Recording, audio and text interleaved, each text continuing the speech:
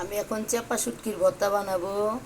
রসুন, পেঁয়াজ, বোম্বাই মরিচ, চাপা শুটকি, ধুন্দুলের পাতা দিয়ে একটা ভর্তা বানাবো, চাপা শুটকির ভর্তা।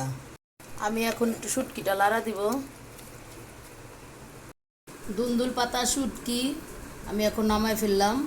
এখন বাদামের ভর্তা বানাবো, দিয়েও দিলাম পেঁয়াজ, একটু ভাজবো।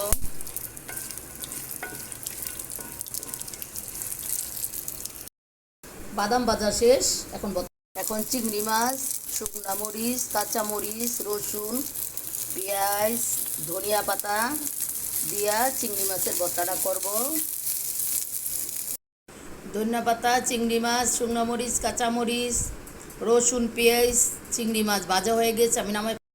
এখন আমি পুঁটি মাছের শুটকি ভাজবো, ভাজিয়া ভর্তা করব। এই যে হয়ে গেছে পুঁটি মাছের শুটকি। আমার পুঁটি শুটকি ভাজা হয়ে গেছে গা, আমি এখন ভর্তা বানাবো।